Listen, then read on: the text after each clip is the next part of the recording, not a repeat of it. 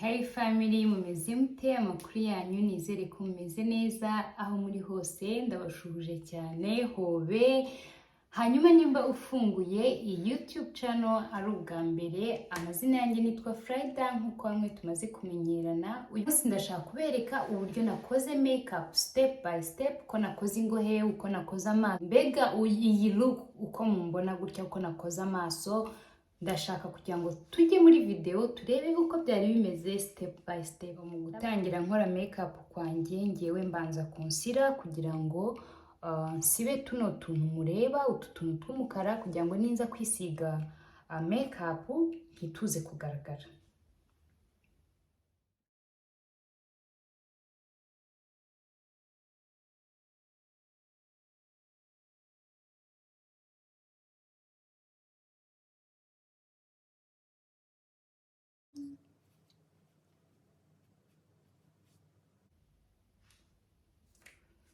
Ni ukuvuga ngo ngiye ku blendinga nkoresheje intoki.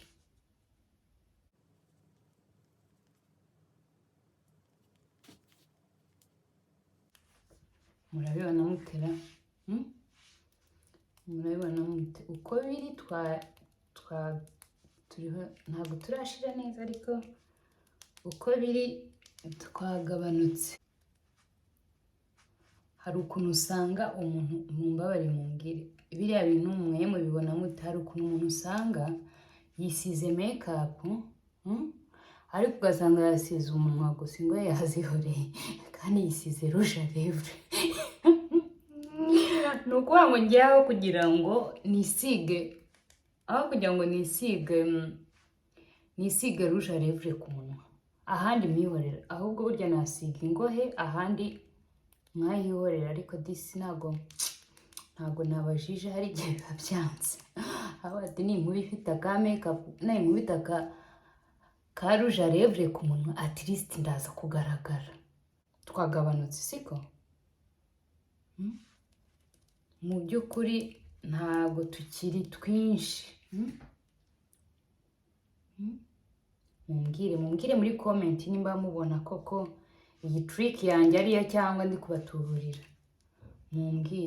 Ngiye gukoresha FENTY Beauty, nukuvuga ngo ni FILT'R Soft Matte Longwear Foundation. Yego, kuvuga ngo ngewe nisiga FILT'R shade ya 390.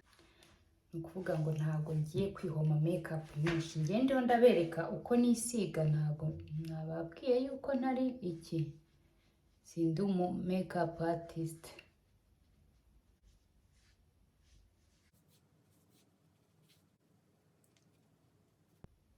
Umva rero ngiye ntandukanye n'abandi bantu bose. Ubundi abandi bantu babanza gusiga ingohe, ngiye ingohe nzisiga nyuma. Banza kudiringa n'iyi sura ifite utuntu, ubundi ingohe nkazireka nkazisiga nyuma. Ariko ubusanzwe abandi babanza iki? Babanza ingohe. Ariko nyine ubwo nimba gusiga ingohe ari byo bintu bikorohera, ubwo nyine wowe nuko nyine kubanza murana kubanza concealer. Nta kintu muri kubonamo buriya, nta kintu mubonamo buriya mwebwe, tuvugishije ukuri. Murabona ukuntu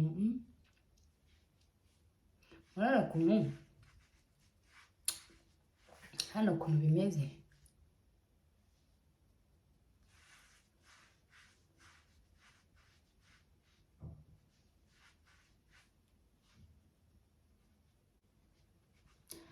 Blending gatoya.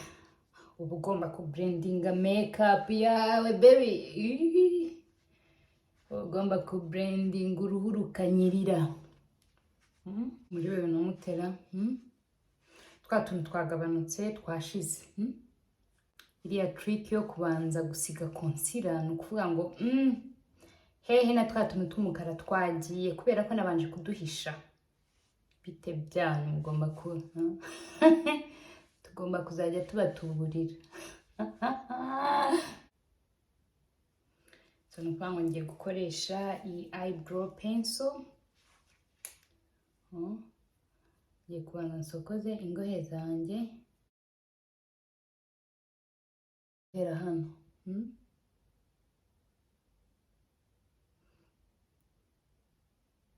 Ndirinda gutsindagira, hari ukuntu utsindagira ukabona ntabwo bimeze neza pe.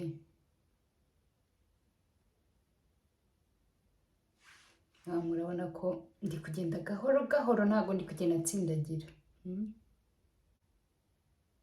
Uvuga ngo nishyiraho concealer ndiho ngenda neza, nyicora neza, biraza kuba ari byiza.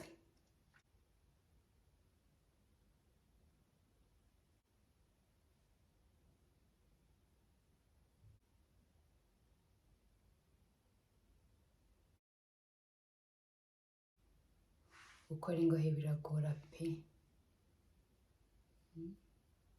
Ibuka ku blendinga tiro yawe.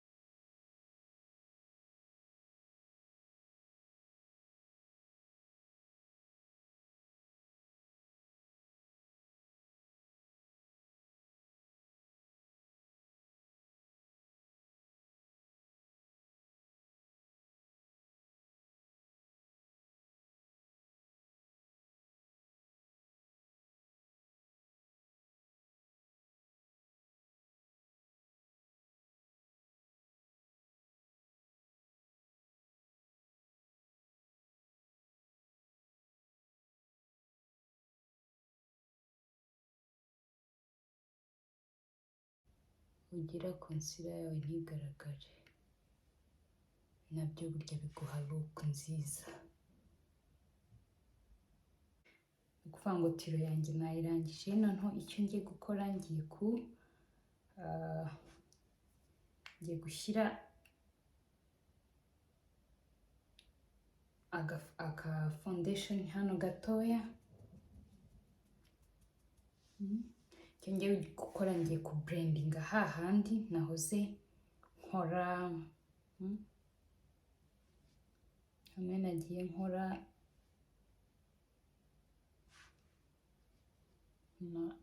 ndi kwisiga tiro.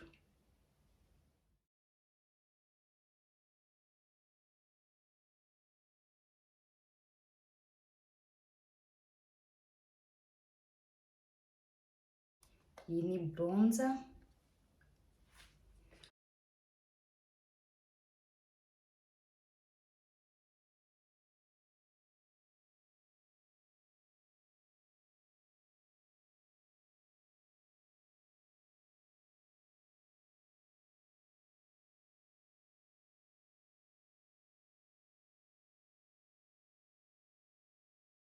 So iyi ni bronzer cheeks out. Ni ukuvuga ngo chocolate ni nimero 6. Ni creamy FENTY beauty.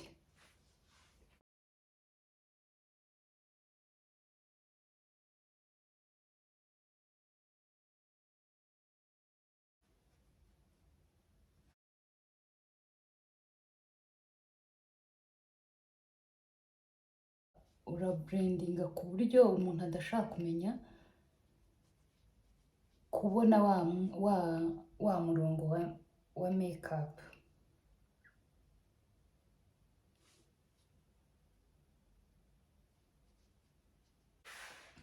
Ni ukuvuga ngo ku blendinga concealer yanjye ngiye kwifashisha kano ka beauty blender.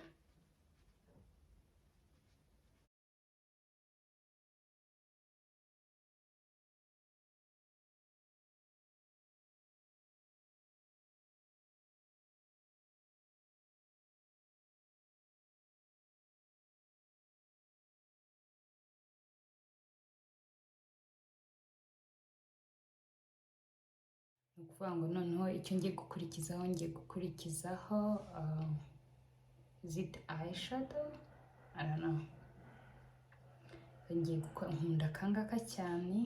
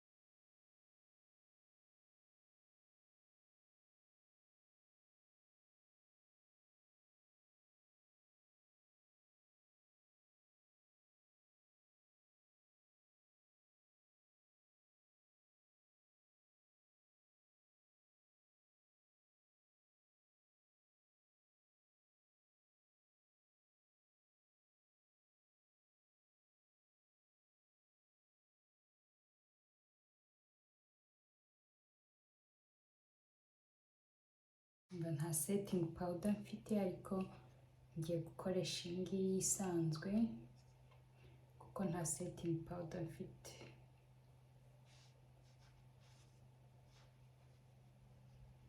Ariko ushaka gukoresha iyi ngiyi nta kibazo.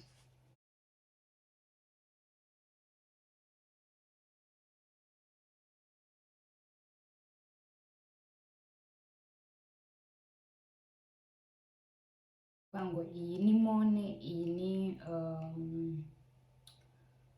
blueberry blush color.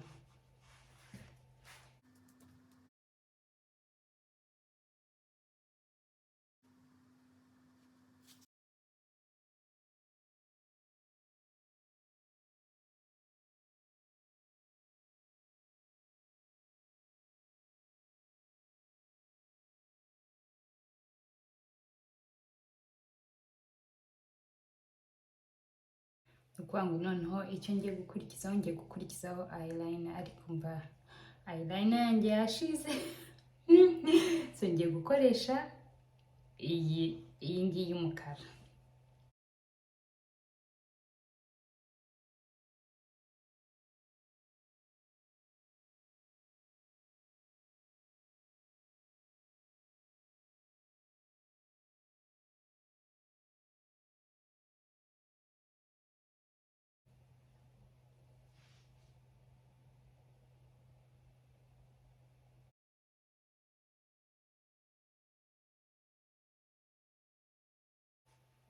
Murabibona mute?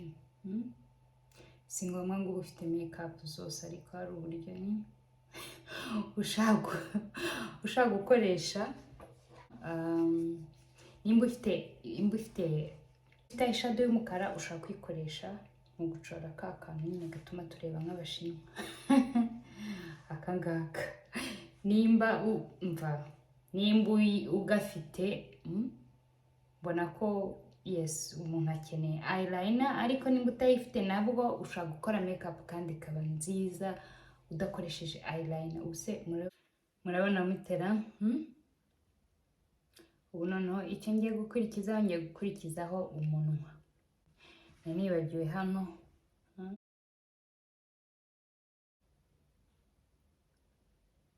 Aka nako kukibagirwa ni amakosa.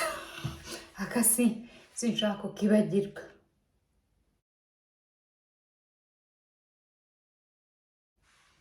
Murabona ko ntabwo ari ngombwa eyeliner. Simbashuke nuko yanshiranye.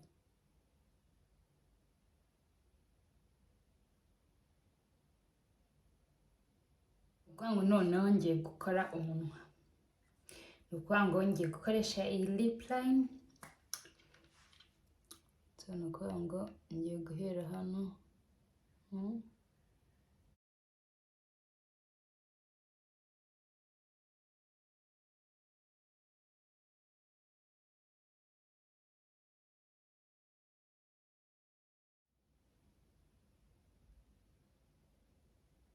ngiye gukoresha iyi lip gloss nayo ni iya FENTY. Umva iyi lip gloss, oh my god, umva ni bon.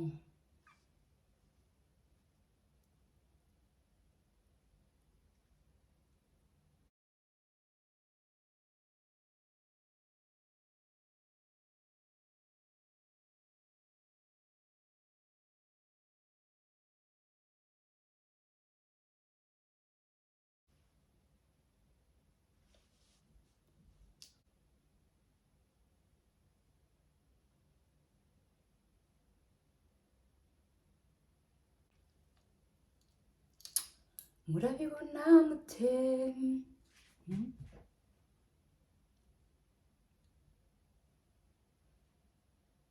Kameze gatera, ntacyo gatwaye, ntacyo gatwaye mu by'ukuri, njye ndabona gasa neza. Sinzi wowe sinzi wowe uko ubibona. Ubwo rero ndabashimiye cyane ku kanya kanyu mwafashe mugakurikirana mukareba. Ndabashimiye cyane kandi ndabakunda. Mwibuke gukora subscribe, share na comment kugira ngo ninzajya nshyiraho video mujye muzireba. Ndabakunda, bizu.